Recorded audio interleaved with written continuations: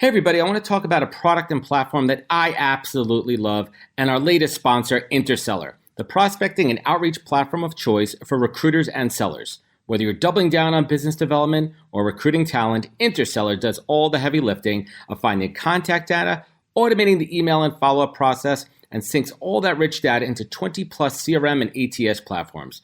Reach out now and get going on a 2-week free trial and let them know you heard about it from Adam on the podcast today. Check out the link on the website. Appreciate it. Welcome to the podcast, where we introduce you to incredible humans who share their journeys with the mission to inspire you to harness your own inner tenacity to drive your life and career forward. And now, your host, Adam Posner.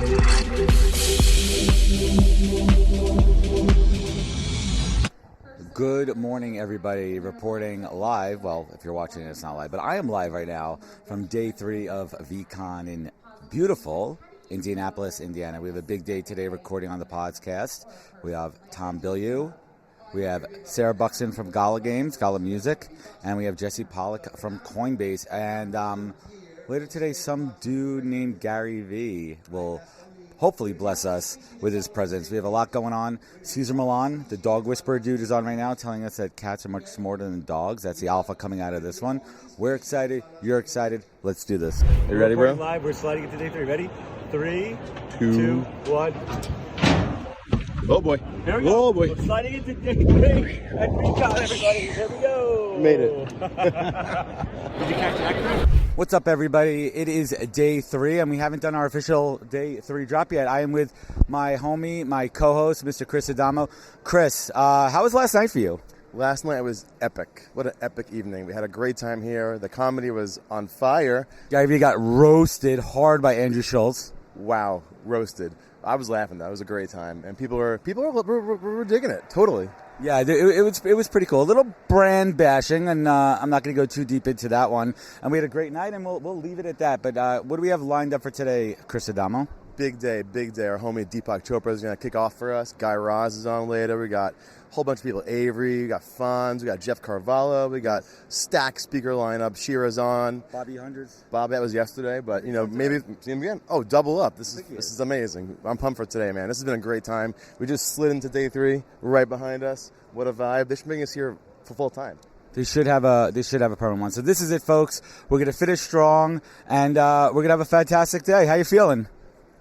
Fabulous. We're feeling pretty good. Catch you in a little bit.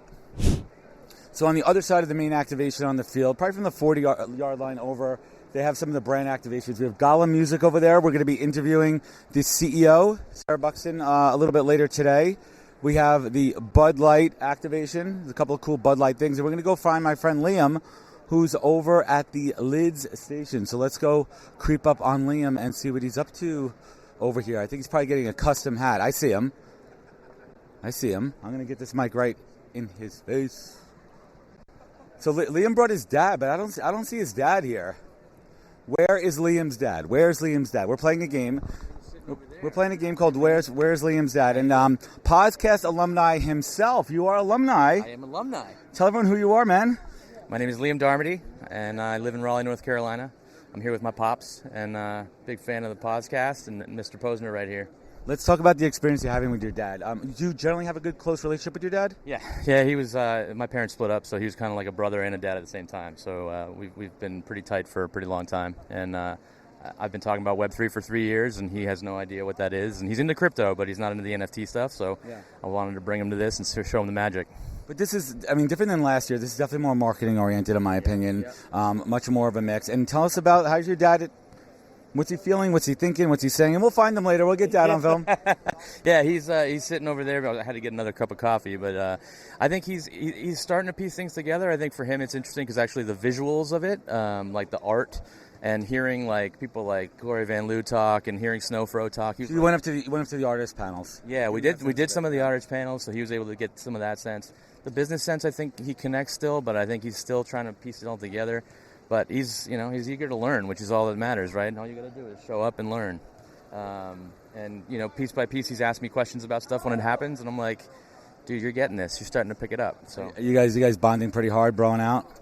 Yeah, it's good. We've had a lot of really good conversations. It's one of the reasons I just want to come. I mean, I haven't been 4 days away from my kids in 6 years. Wow, and this is dad time. So.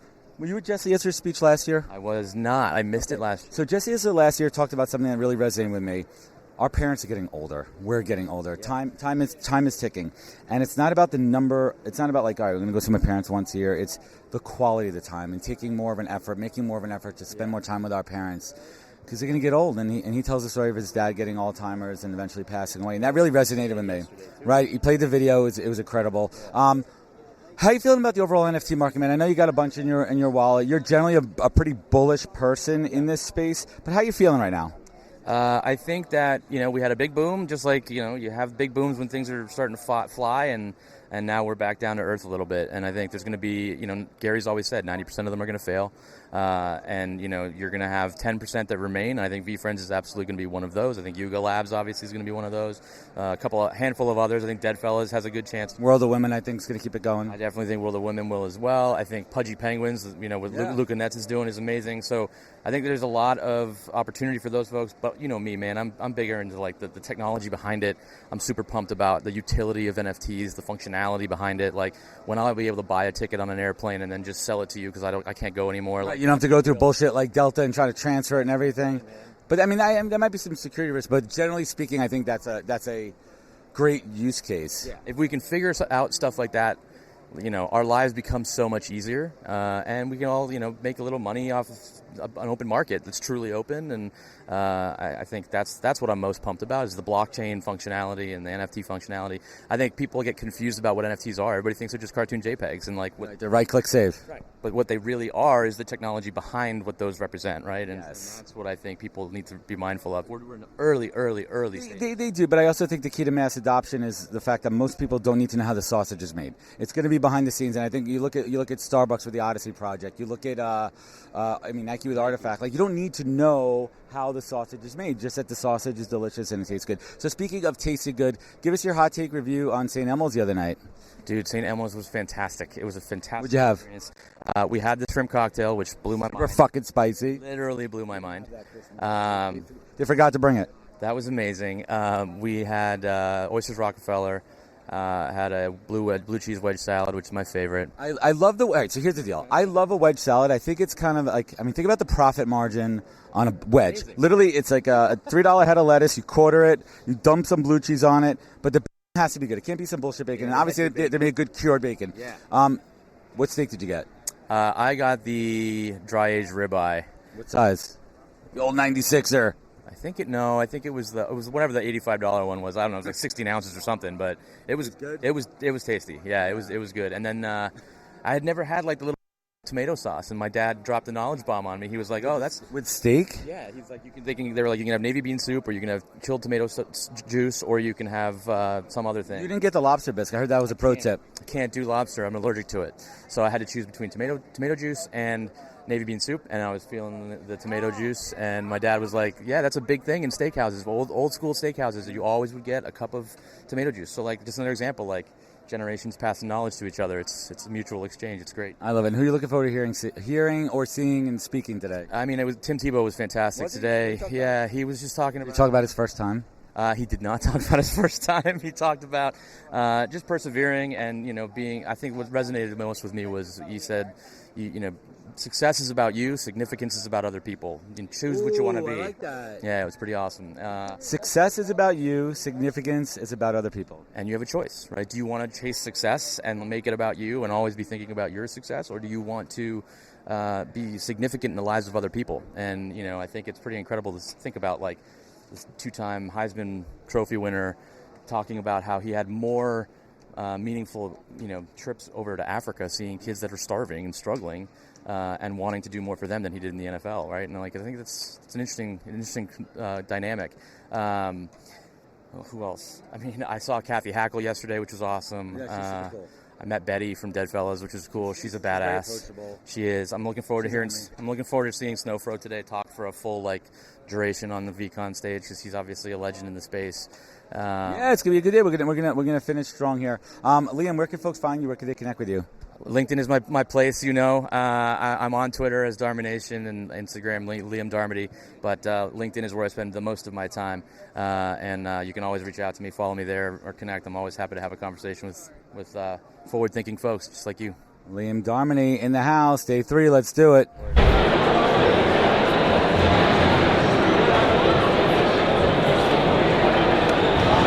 Tell us who you are and what you do, man. Just co-founder of Cool Cats. There's my buddy Merv. He's on the Cool Cats team too. We just events winding down. We walked over to this booth because the Pokemon cards were calling our names the other day, so we wanted to feel something. Yeah, what are you feeling, man? That we can't grow up ever. But that's fine. Yeah, it's fine. Nobody. I love cracking packs. I love doing it when my V friends come. I did it with my daughter. It brought me back to where I was, and I'd be remiss if I didn't say hello to this guy. Tell everyone who you are. What's that smell like? Fresh crack. Yeah, I'm. Dream, sorry. I want to talk about the Cool Cats brand a little bit, but let me introduce this I'm guy. Bennett. Yeah, I run BizDev for Macroverse, digital comics, Web 2 and Web 3. Hello. Yeah. And what's exciting you guys right now through these cards that you're flipping? What are you looking to find right now? What are you looking to flip? What's Dude, anyone looking for? I'm just trying to feel something. I remember doing this as a kid. Yo, it's Jack, dude. Oh yeah, it is Jack. Yeah, I actually feel like I'm like a teammates, child man. right now. You It's are. weird. Like you forget about these memories. Like I mean, we like NFTs because it's like we collect stuff digitally, but this is like physical. The hollow chip. Okay. Man, I got Okay. this one, Wing Attack. I remember Wing Attack always from the game too. Dude, smell those real quick. That's. Oh, I remember the remember smell that? too. It's such a specific smell. It is We need to visceral. make a cologne that's just like fresh cracked pack. Fresh crack. Here, you hear it here first on the podcast. So, Cool Cats is a project that I've been following for a long time. For everyone out there, tell us a little bit about Cool Cats. What's the ethos? What's the mission? So Cool Cats is inclusive and accessible. It's based on a character called Blue Cat that was designed by Klon, who's the illustrator of Cool Cats. We went to school together, but he'd been working on the character since high school. So Blue Cat's not a guy or a girl. Blue Cat's just Blue Cat. It channels the energy of Klon. It's about just celebrating life and joy and spreading cheer. It's the Hello Kitty on the blockchain. So we're about a year and a half old. We got a balloon in the Macy's Day Parade that's going to happen. That's a big deal. This year. It's a really big deal. It's a really big deal. The V friend in the parade this year. Is there? No. There was. We beat them out the competition. Oh, so they didn't get in. Oh yeah, there was a competition. I thought. Gotta bend the knee to the cat, whether you like it or not. One NFT project to have a balloon. One NFT project to have a balloon. So it was by community voting, and then Cool Cats ended up coming up on top. Who showed up the most? The cats. So here we go. So tell us about the community. What makes your community special? Oh man, I mean, I think a lot of crypto NFT space. It's unfortunately like I think crypto innately has like a undertone of like degenerate sort of cool guy. I'm on a yacht vibe. With my ape. Yeah, with my ape. Yeah, and it's sort of like anon, like eh. And I think for the cats did a good job of introducing to the market, like invalidating the cool and cute aesthetic that's very inclusive and accessible. And I think that's also we've factually had a fundamental influence on just about every collection out here. So what was the question? Yeah, let's talk about inclusivity. How is the project? Oh yeah, let's just. You can see. How do you promote equity, inclusion? The art within and of itself. I mean, it all boils down to the assets and the attributes. You know, what I mean, there's no violence or blood or drugs or anything. It's relatable. You know, and you also feel something when you look at Hello Kitty for the first time or Pikachu for the first time or Mickey Mouse. Like you could tell there's soul in there. You know what I mean? When you crack a pack and get a smell, feel good. It brings joy to you. So I think that's channeled within the ethos and the DNA within the cats, and because it's Klon's character, like he put himself into it. And a lot of people I think that don't realize is like a lot of these collections that are out. They're not based on a character. They're thematically designed around an animal, perhaps, or like an idea of a character. But Blue Cat has existed historically before any of these jokers. Before CryptoPunks existed, Blue Cat was in Klon's notebook. You know what I mean? So like it's on us to tell the story and perpetuate the story of Blue Cat. What are you guys building in the bear market right now? We got a few games in production right now. I won't spill too many beans, but Animoca is one of our partners, so they're a big umbrella company that have a lot of different what's the phrase? They're like a conglomerate kind of, but they're like attached to a lot of the main movers in the space. But also we just dropped a new collection, Shadow Wolves, which is kind of like the dark side of Cool Cats. And like kind of the same thing, like Cool Cats was developed over 10 years, right? I think that's why people really, really resonate. They feel like the work that Klon put into the character. But then Shadow Wolves, he put a lot of time, and our art team too. And like people really are resonating with that side, I think. And everybody loves the story, you need a good guy for a bad guy to fight. So with Cool Cats is more like safe and vanilla.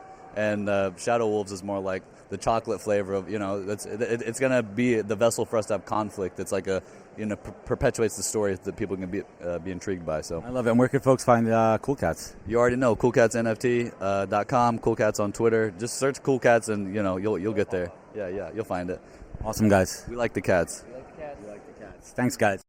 Hey, what's up, everybody? People ask me all the time, Adam, where do you get your alpha from every day in the Web3 space? And my go-to is The Daily Ralpha. The Daily Ralpha is the best newsletter about what's going on in the Web3, NFTs, and emerging tech world.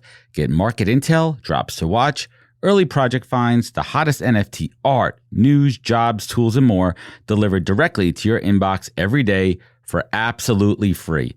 Join over 85,000 people who get the Daily Ralpha and get everything they need to know in 5 minutes or less. It's like the morning brew or their skim of Web3, and more than 500 editions so far. I get this every day, and so should you. Check it out and subscribe at dailyralpha.com. DAILYRALPHA.com. Check it out. What has been one of the biggest challenges in moving this project forward? Maybe a stumbling block that you didn't anticipate that potentially caused you to find a solution that is helping innovate moving forward? Well, so the big innovations that we've done have really been around just integrating Web3 into an Unreal Engine environment. So you can treat it as if it were a normal video game avatar engine, but it's all NFTs. So you can mint, unmint, change, remint, go back onto the blockchain, all for free. Tom, we're saying a lot of words here that half my audience is going to understand because they're complete degens and they've been involved in the space for a long time. And half have no idea and what we're then talking my about. mom and dad are going to listen in the car in Boynton Beach, Florida, and they're going to say, what the fuck is Tom talking about? Let's pull it back a little bit. And I don't think everybody, including my mom, needs to know how the sausage is made. Sure. They just need to know how it works. So you look at like Roblox and Fortnite and other games out there. How is that going to be different? How is this going to be different than that? So the big way is AR and AI are really going to change the way that you interact. So when you talk to a character and it has its own personality, it remembers you over time, that it will respond to you differently based on the digital assets that you own. So an easy way for your mom and dad to think about it is based on what you're wearing in the game, the characters in the game will respond differently to you. And then they'll have a sense of history with you. And is that history? Is that saved on chain or is it external servers? No, that stuff. Like now we're back into how the sausage is made. Yeah, I'm curious of myself, and this is for Kevin out there because Kevin wants to know that. That's not the right place for the blockchain. So the blockchain it's going to secure your assets, but it's just way too cumbersome to try to store things like that on the blockchain. And I'm not somebody, I don't believe that decentralization is what makes Web3 Web3. What makes Web3 Web3? The blockchain brings the properties of the physical world into the virtual world. Period. Stop. End of story. That's all that matters. From my perspective, from an entertainment perspective, that's all I need. That's all I care about. I want to talk for a moment about toxicity on the internet and toxicity in Web3, and especially when it comes to the degen mindset and the gambling and the meme coins and the shit coins out there. What's your thoughts and recommendations out there for people to dip their toes in the water, be safe, but not be double mortgaging their house? Only buy things that you want to own and hold, that you want to engage with. Again, my extreme bias is from the entertainment side. I think the SEC will obliterate anything that is done for financial reasons. So that's just going to go away, in my opinion. Correct. Also, I think while it brought attention to the space, and I'm super grateful for it, it won't be the model that allows us to move forward and reach mass adoption. What is going to be the key to mass adoption? It is really just to understand one simple fact, that the blockchain is a technology. Everything that emerges out of it, that will be interesting. And people will come up with a million things that the blockchain can do better. But you need to be building something that is both different and better. And I think that because the world is becoming more digital and because the blockchain allows you to bring the properties of physics into the digital realm, that is a watershed moment. That makes me laugh when people say, oh, that Web3 thing is dumb or it's dead. It's like, no, it was a fundamental paradigm shift that will continue to echo forever. I love your relationship with your wife. I love how you and Lisa go out there and you talk about the hard times, how you work through it. And I'm going to post this on my socials later when we air it. But this is a picture, if I could get it to access. The 9 lessons we learned over 17 years. I'm going to go through a couple of them real quick and just give us a hot take. Number 1, have sex often. Facts. And babe, when I get home Sunday night, I love you. Yeah, no, man, I think it's really important. And you can very quickly, there's something called bed death in a relationship where you're still together, maybe you're raising kids, but you're not having sex anymore. And it really changes not only the dynamic of the relationship, but nature has optimized this whole sequence, and sex releases certain neurochemicals. Stress relief, but it's also bonding. And so if you really want to feel connected to somebody, if you're not having a romantic partner, obviously, and you're not having sex, you're missing out on the massive amount of neurochemistry that's going to keep you feeling deeply connected to that person. Something that's interesting, what do you call it, pillow talk? Like after, there's very open and honest conversations. Chemically speaking, can you speak to that? Have you done any research of like why those conversations right after the end of sex, when sex is completed, what is it in the chemical neurons that just open up really vulnerable conversations? Yeah, so two of the hormones that pump post-orgasm are oxytocin and vasopressin, and these are the bonding hormones. So you feel more trust and you feel connected to that person. So you're far more likely to be open to a deeper communication because you feel trusting, because you feel warm and connected. It's just look, there are some conversations you don't necessarily want to start right after you just had sex. But let me tell you what's happening in the bank accounts in the car. Right exactly. This would be one I'd avoid. The boiler's broken. I don't need to hear that right now. Which leads us to communicates obsessively. This is critical. Every time I see our friends' relationships fail, it comes down to a lack of communication. It seems obvious, but what? Just go back to what you were saying before. This paralysis of being in this comfort zone, or like falling back on bad habits after a long period of time together. I think where communication breaks down is that people don't define words, so they think they mean the same thing, but they really don't. And then the other one is most people don't understand themselves. And so if you don't understand yourself and you're like yelling at this person and saying like, I've told you this 100 times, in those moments, I will always ask my wife, say what you mean in a single sentence without any commas or run-ons or parentheticals. And usually when somebody is at their most frustrated that the other person isn't getting it, it's because they can't explain their own thought succinctly. My wife has said that to me a number of times. And Tom Bilyeu, last but not least, this is my masterclass. I get to interview amazing folks like you over the last 5 years, 275 episodes. This is how I absorb. I used to love to read. I don't have that much time now with the kids, and maybe I'm not prioritizing, but this is my alpha, and it goes in here through osmosis. So I would love if you could share with me and my audience the single greatest piece of advice that you have ever received that you take action on every single day. Best advice I've ever received. So everything's going to come down to what I've read. So if you'll let me count the things that I've read as good advice, that would be to learn something new every day. Awesome. Tom Bilyeu, I want to thank you for joining me. Thank you for being an inspiration. Thank you for keeping it real, man. And thank you for creating. And thank you for joining us on the podcast and the Immutable Mindset. Tom Bilyeu, everybody. Thanks, everybody. Pleasure. Thanks, man. Gala Games, Gala Music, the Gala Empire. Tell us what Gala is all about. Oh, Gala is all about a lot of things that people care about. Decentralization, ownership, creativity, fun, play, entrepreneurialism, disruption. And the games business is probably what we're best known for. Mm-hmm. We've been in games for, almost since the beginning, I would say Web3. We were definitely one of the forerunners for games.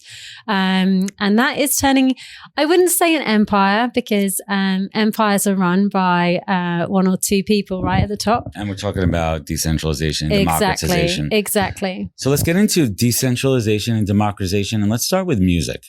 And one of my favorite things about Web3 now is that fans can now truly own a piece of their favorite musician's music, and not just own it, but be part of it. And it's changing the game from a royalties perspective, a fan loyalty perspective. I'd love if you could share a little bit more about what that means to you, the organization, and for the products. Yeah, I'm going to be a bit controversial here and not completely agree with you. Go for it. I hate the idea of artists losing their stuff, even to fans. Fans are wonderful, and we have artists referring to themselves as being fan dependent now, which is nice rather than independent. But an artist needs to hold on to their rights. That's where the music industry, I think, has really robbed people of the chance so far. Where is the balance? Where is that right mix? Is it not everything? Maybe certain things. Maybe if it's it's so crazy. We've really moved away so much from the 12, 15 track LPs to now one-off releases here. I mean, that changes it also. Right. So where is that happy medium, or at least a testable proposition to figure out what that balance is? And obviously it's going to be different for every artist, every genre, every fan base, what level that artist is in their career. But what are your thoughts? Okay, so I think you're really close when you started talking about the older formats, right? So when you used to buy CDs, when you used to buy records, you owned those, but you didn't own the actual rights to the art that was on those records. You could flip them out and do what you want with it. Exactly. Right. So it was yours to trade, but you weren't taking a piece of that artist with you. So what we've done in Web3 is very similar to that. So you can come in, you are a track owner, and every time that track is played on our decentralized 25,000 strong node network, yes, that's a thing. The host, the node owner gets paid.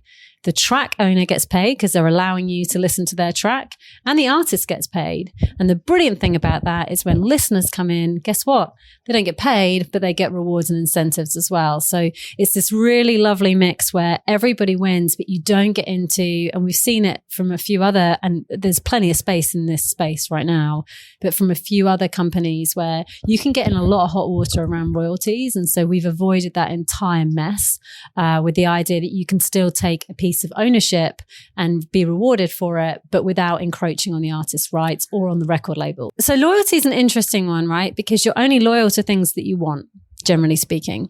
And how do you make people want to continue feeling like they're recognized, that they're rewarded, that they're cared for? And so with music and with games, I think it's that idea of whatever you're putting in, you're getting something of value out.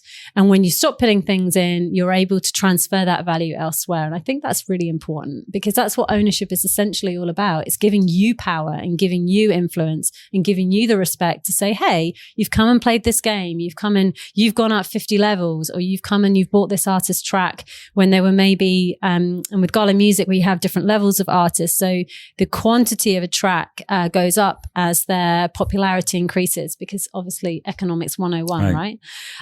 So loyalty for me is something that it's not a freaking IOU. It's not a promise for the future. It's an instantaneous experience that you can access as a fan. I absolutely love that take. So let's talk about tokenization, what you guys are doing, your approach. It's a pretty broad subject.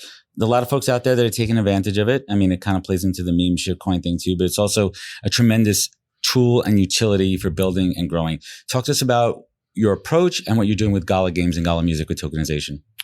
Yeah, it's an interesting one, isn't it? Because technology ends up as a bit of a buzzword, right? We don't talk about MP3s and MP4s. We talk about videos and music, right? Maybe in the other order. No one needs to know how the sausage is made, right? Exactly. But then in some ways, people are really enjoying with games, particularly seeing how it's made, right? Seeing the background, seeing the development process, being able to influence it. And that's something we're doing we have Gala Film as well. So something we're doing with film too, but without destroying the magic, which with film is a bit more tricky.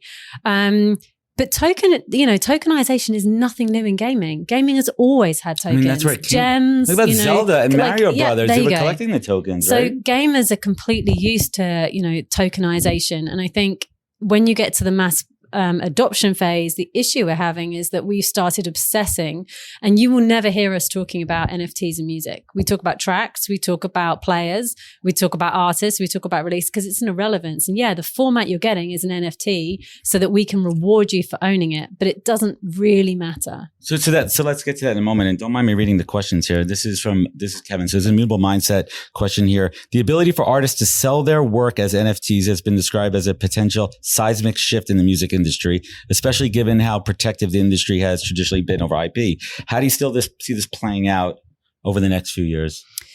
You've got to be careful, right? You're going to have to go through the room and make friends on the way through rather than trying to go around it, because they will shut you down and make your life a living hell. And so I think when you're pre-signing and you've got your rights and you've got your independence and you've got your freedom, it's a different ball game. And so trying to get people before they get sucked into contracts that are unfair, before they get sucked into multi-album deals, before, the accountants and lawyers are really ruling a creative sort of future, that would be better. And so the onboarding to platforms like Gala Music is incredibly important for new artists. For established artists, it's interesting, right? Because it's an untapped revenue stream that they didn't know for a record label, but for an artist, it's an ability to take a bit of control and ownership over a fan relationship that they've never had before. And they know, if they're established, people like Snoop, that their brand is what matters, and that affinity that a fan has with their brand, and you can't freaking buy that. But if you can give them access to it, if you can give the artist ability to sort of curate and augment that experience with a fan, that's where the gut punch is, to the industry, because they cannot do that right now. They don't know who the fan is. They can't interact with the fan, and they're sure as hell not in control of it. I love it. And you surmise that so nicely for everyone out there. Sarah Buxton, what is the single greatest piece of advice that you have ever received that you take action on every day? A mantra, maybe something you run through your head before you start your work day, your family, your friends' day, your personal time, mental health, wellness. What's something that you repeat that gets you going in the right direction? Always assume good intent. I think that's that really does keep you level. So there's two. There's always assume good intent. I think particularly we run a fully remote organization, and if you think the worst of people all the time, you would drive yourself crazy. Because some people are good at text and some people aren't. You cannot do that these days. Yeah. And the other one is, do not think you're better than anyone else ever. And that keeps you humble. And like the guys yesterday, like our team works so hard, and they're out on the floor. They were here since 6 a.m. And the only thing I needed to do yesterday was be out on the floor with them, because that's what you should be doing. Like, be side by side. Yeah, be a team, right? You win together. So, and I think that's something that the Web3 space, particularly in the early days when everyone was winning, it really felt like that. And now it's whether it was real or not, we're starting to see as things maybe aren't so easy. You are starting to see the real teams emerge now. And I keep using this analogy of a forest fire. And I do not mind repeating it, but I feel like this was the forest fire we needed in this industry. We burned down all the rug pulls, all the bullshit, fake freaking actors out there. And what do we have left in the ashes? We have the saplings that are rising, these projects that are meant to be. Yeah. And then we have the oaks that were always going to be there strong and remain tall. Yeah. And that's where I like that. Now. That's nice. I mean, a bit depressing about the fire bit, but the new stuff is good. I think you need as long as the animals were okay. Oh, yeah, no, the animals are not part of this forest fire. It was an animal that's forest fire. Okay, there's no endangered species, even the vegetation. Everything worked out. It's just a very hypothetical. You might know, I like happy endings, fairy tales. I'm dressed as a fairy plum, And everyone's fit. I mean, the fashion here has been out of control. Everyone is showing up here. So tell everyone what Base is. Yeah, so Base is an Ethereum layer 2 blockchain. The whole idea is we've built all these incredibly powerful new kinds of applications on Ethereum, things like the ability to save, spend, support your favorite creators with NFTs, but all those things have been really expensive to do. Right. And so what Base does is it makes it 10 to 100 times cheaper and makes it way easier as well. And so that's the whole idea. It's take those incredible apps that everyone's starting to use and make them so cheap that anyone anywhere in the world can access them. Right. And just hot take right now. Why the hell is ETH so high?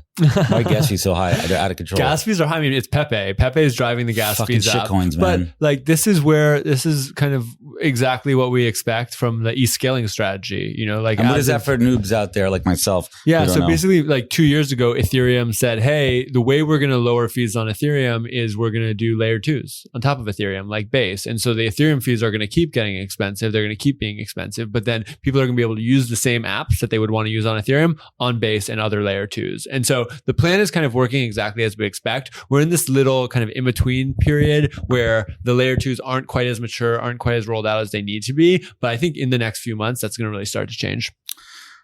And I appreciate you sharing that perspective for folks out there. I mean, how would I explain what Coinbase is to my mom? Yeah, I think Coinbase is... Sorry, Mom, I'm using it as an example all weekend, but if you're watching this, Mom, it's because of love. And I want you to know what your son does for a living, and I have somebody else explain it. A little bit of a hack here. Yeah, I'd say what Coinbase does is there's a whole new world of apps that are being built.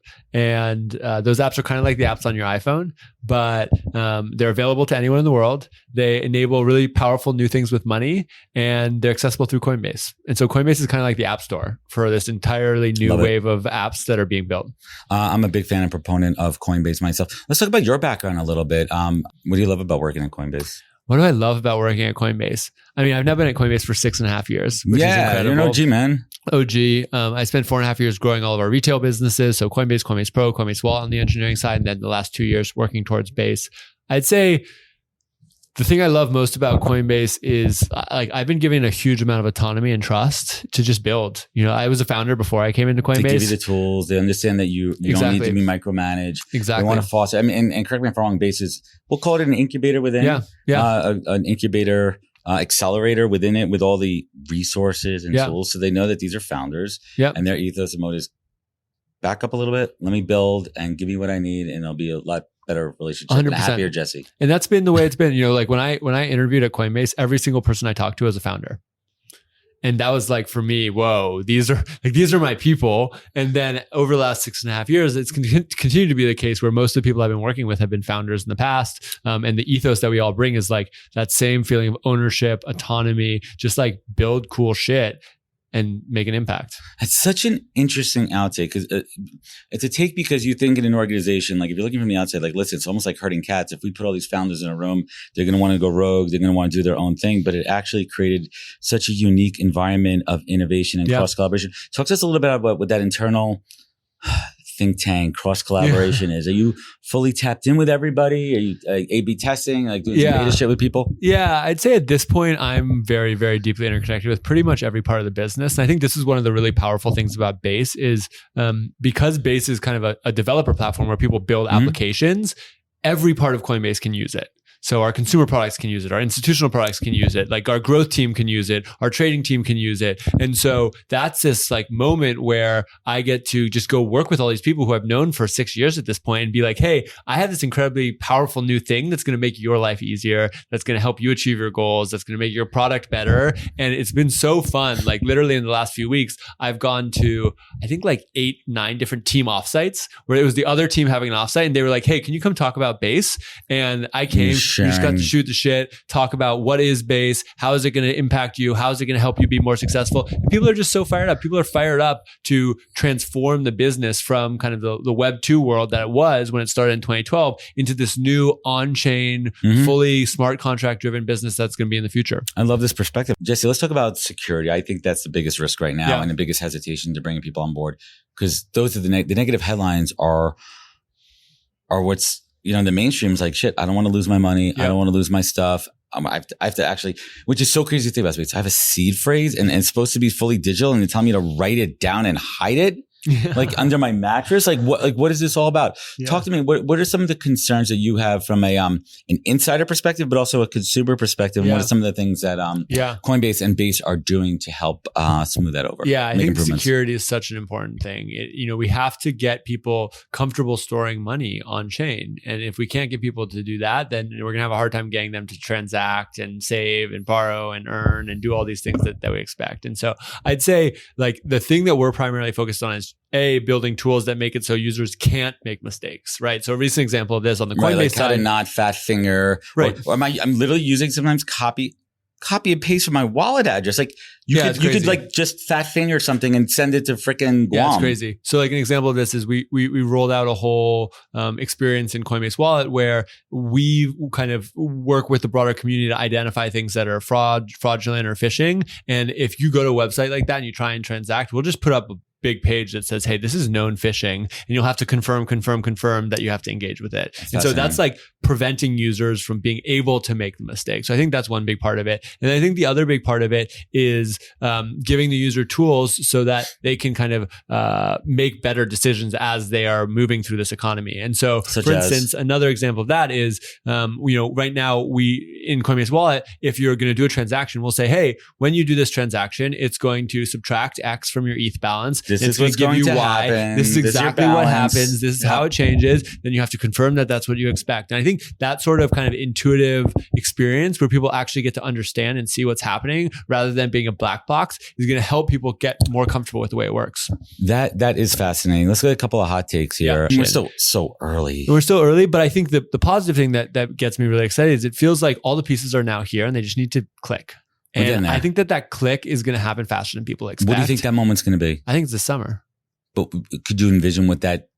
Is I it think more of a it's- I time frame think- I think perspective? Is it's that going to be like I one, think- like I think Starbucks? Is it going to change the world? Like I don't everyone's going think to be like, it's gonna yay, be- we're in Web3. I don't think it's Yay, gonna, Odyssey. I don't think it's going to be any one company. I think it's going to be creators. I think it's going to be creators who start to realize that if they bring their content on chain, they're going to get better economics for themselves because they're actually going to own the content. Mm-hmm. They're going to have more meaningful, more connected experiences with their fans. They're going to be able to do way more powerful things because they're issuing content into this incredibly powerful platform on top of which they can layer a bunch of other It's things. exciting. And that's going to flip in. And if you look at what's driven billions of people online, it's creators and it's content, it's TikTok, Absolutely. it's Instagram. Any cultural And this shift is goes with the coming. artists and the musicians. That's 100%. 100%. Yep. Let's take a question from the host of the Immutable Mindset, Kevin Logan Jr., who is not here with us today. And he says, Jesse, as Base is currently in the testnet phase, you could tell this is not my question, and I'm reading it. What have been some of the key learnings and challenges so far, and how will these experiences inform the rollout of mainnet? Yeah. I mean, we've seen Nerds. Sorry. Okay, I love you, Kevin. We've seen so many developers building on Base. I think that's been one of the things that's gotten us so excited. Like literally thousands, tens of thousands of people coming to build. I think a few learnings from that. One is that we're still early in terms of total developers. Like there's 30,000 people in the broader ecosystem who are on-chain developers. There's 30 million developers in the world. That's a lot. And so we just launched this thing called Basecamp, which is basically a whole curriculum to teach people how to become on-chain developers by learning smart contracts. You earn NFTs Empowering as you them. go. All about empowerment. All about converting those 30 million into the first million on-chain developers. Side So I'd question. say- yeah. What's the demographic of that? You got to break it down. It's It's male, female?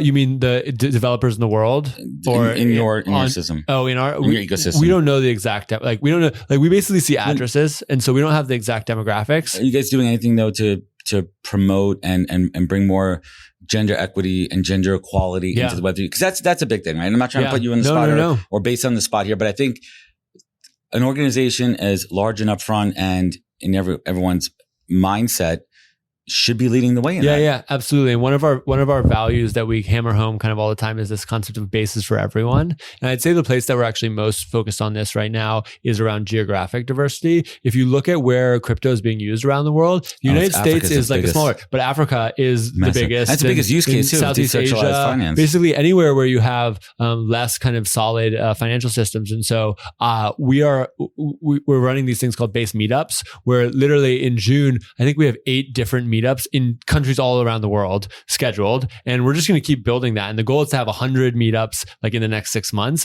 that are all bottoms up, all organic. I'm planning to be in Africa later this year, Awesome. planning to be in Asia, and just really tell the story that Base is a platform that's not just for people in the United States, it's for everyone. It's not just for finance, it's for everyone. It's not just for, pick your small thing that you care about. It's for you and it's for everyone else. And I think that openness, that is a fundamental characteristic of blockchains. And it's something that we really want to be leaning in because that's what's going to create this open level playing field that puts everyone on the same platform and gives them access to more economic freedom. I love that perspective, and thank you so much for sharing it. I am with one of my favorite creators in the space for multiple reasons, Miss Nyla Hayes. And Nyla, tell everyone who you are and what you have created. My name is Nyla Hayes. I'm a 14-year-old digital artist, founder of the Long Necky Ladies, and I created the Long Necky Ladies, which is an art project that I created when I was 12. And it's basically women with really long necks, but inspired by my love for women, the Brontosaurus dinosaur, and people from all around the world. And I had the pleasure to meet Nyla in person for the first time last year at Veecon in Minneapolis. We had a great dinner. We met her whole family. You didn't bring the rest of them? But not this trip? Well, we did, but we couldn't get their tickets, so... Yeah, no, it's all good. And you've had quite the evolution as a creator, as a business, as a brand. What is the biggest thing that you've learned about yourself in the last year through your NFT creator journey? That's a really I think the most important thing I learned about myself is, as an artist, I get burned out easily. So I think just taking breaks is really good for creative people. So I think I learned my limits through these 2 past years. I have an 11-year-old daughter who loves your work, and you inspire her. And I've told you this on my show. I've told you this a million times, that you are an inspiration to many. What advice would you give my daughter, Nina, to keep creating and keep building? Oh, well, honestly, this might sound corny, but I wanted to say, just follow what you love. Do what you love. If you change up whatever you're doing, that's totally fine. It's so cool to do multiple different things. So just do what you love and be you, basically. Always be yourself. And Nyla, where could folks find you in the collection? Where can they connect? Well, you can find me on Instagram and Twitter at Nyla Collection _NFT. That's for my Instagram, and Nyla Collection for my Twitter. Nyla Hayes, everybody. Thank you. Thank you. Crushed it. Build deeper relationships.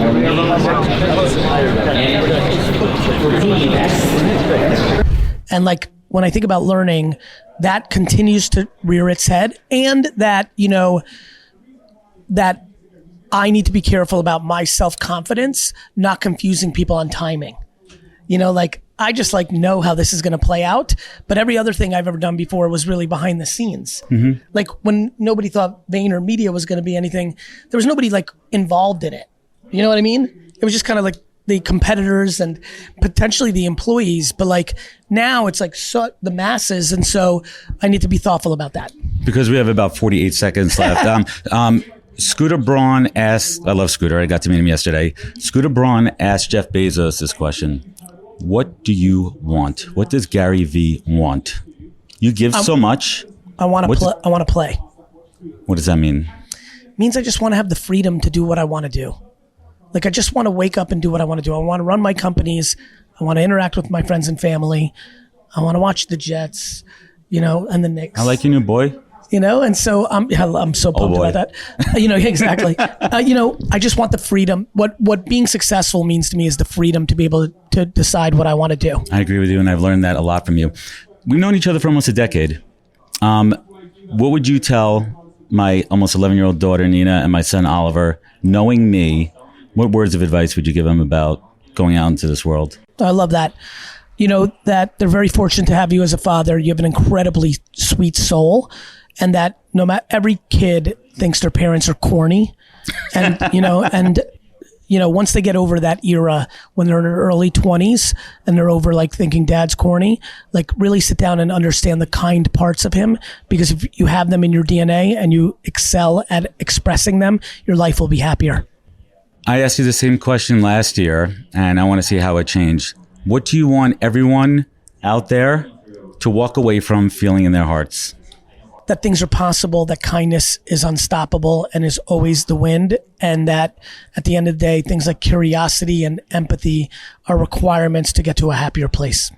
I love it. And last but not least, can we finally be WhatsApp friends? Sure. Gary, I want to thank you so much for your time, and I got something pretty cool over here. That's very cool. Yeah, you know what that is. I know what that is. Thank you, sir. Thank you. It's 3:30. I'm sorry. What time is it? I can't tell on these Apple Watches. 2:45. It's 2:45, and we're in section 105 here at Lucas Oil Field. It's our second annual, it's a tradition now, end of Veecon recap. And last year with Chris Adamo, my co-host and trusty co-pilot on our conference mission. Chris, how are you feeling? Adam, this has been a really wonderful weekend, as it always is. A weekend of joy. A weekend of Bernie's. Bernie's and abundance. And I just really respect what the whole team at Veecon and V Friends has done for all of us, really. We have met so many good humans here, and the curation has been top notch. And people I've been dreaming to meet for years are just all here, and they're all open to receive. And I could not be more blessed and happy to have this experience here. And I think it's going to do wonders for all of us. And that's really the reason why I think that some of these projects are going to do well, is if you provide this for people. And I think most people they underestimate that idea of being the conduit. And that's what my life is about, is being the conduit. And when you can do that, people just gravitate towards you. And when you give, you tend to get back. But you give without even knowing, why sometimes. And you just know that person that you're giving to, you can judge that person just gets it. The golden rule. Chris, you truly embody the golden rule, and obviously we have a very deep friendship, but we also have a mutual respect for each other in the business space. We lift each other up. We look for those opportunities, and I think that we're both incredible conduit connectors. And what that means for everybody out there is, and I hope I'm not speaking for you, if I see two people that should be connected and they don't know each other, I don't care if I'm going to make a dime off it or anything. I just know by connecting them that they're both going to have a better opportunity, because I believe in relationship karma. One way or another, that's going to come back in my direction. And whatever you put out in the world, it's about abundance. And for me, that's what this weekend's all about. Connecting, being a good person, being better to other people, having an open mind, an open heart, and just listening and being inspired. And you made the analogy last year that it's V Camp. It's Camp V, so to speak. What were some of your highlights in the last couple of days? Well, I just had an amazing 2 hours with my good friend Jared, and he works with Deepak Chopra. And I've been a fan of him for 20 years. The guy's written 93 books, and 93. We walked around for 2 hours, and he just operates with just genuine joy. And people see him, and they just smile. And they stopped him, and it was like a nonstop train of just people just sharing their joyful experiences, and he's happy to receive it and provide that, and that's what I think inspires me to do that. Really, is seeing how someone can impact someone else with just simple life experiences and simple life rules. Right? You just operate from abundance. You don't worry or judge or You can, kind of temper things sometimes, but you should be open to experiencing giving, and that for me has been how I operate, and I'm just happy that I got to really talk to him about that for a while, and he gets it. I think everyone else here gets that idea. It's the grand premise of I think that this conference is that giving, the sharing of each other. And that's the ethos of V Friends. It Gary's core. That's what it is. So we're gonna wrap this up. It's been an amazing weekend. Chris unfortunately has to fly out. I'm going to hang around for one more night of shenanigans. And I'm going to use this tonight. I'm going to have dinner with some of my V friends. Some folks I only see a couple times a year. And we're going to connect and just see where the night goes. So everyone out there, I really hope you appreciate this content. I hope that I brought you a great creation of people. And thank you for Chris for making so many introductions that your friends are now my friends. That's right. And that's right. And then we're all, at the end of the day, we're all V friends, right? We are all V friends. We're all in it together. And thank you, Adam, for always being my conduit for my wild ideas. And you always say yes. He says yes. Always say yes. Wait, there was one more thing I kind of wanted to wrap up with here. This has been cool. I feel good in my heart. I feel good in my head. I feel good in my belly. I got some food into me. We eating our body weight Uncrustables over the last couple of days. Peanut butter and jelly sandwiches. But I really truly want to thank not just Gary, his entire team behind him, Maha, Lara, Rachel, everybody on the PR team, Zach Nadler, his whole crew, Lucas Oil Stadium, the staff. Everybody has just been great. Don't forget the man Nick Dio. Thank you, Nick. Thank you, Avery. Samantha. Thank you, Samantha. Thank you, AJ. Thank you to all the legends that are behind the legends. And that's so many people it takes to make this shit happen behind us. Truly, truly thank you for all. I mean, I can't say enough good things. I tell you all the time. You're probably sick of hearing me say it to you guys, but thank you for letting us be here and for being in this conduit. And thank you for letting us be ourselves. For real. Thank you for letting us be able to express ourselves and how we feel and joy and emotion and inclusiveness here. It's so much inclusiveness in every different way. And Gary, thank you for creating this universe. We love you, man. Don't forget G. Thank you for the confidence, man. You give it to all of us. Thank you.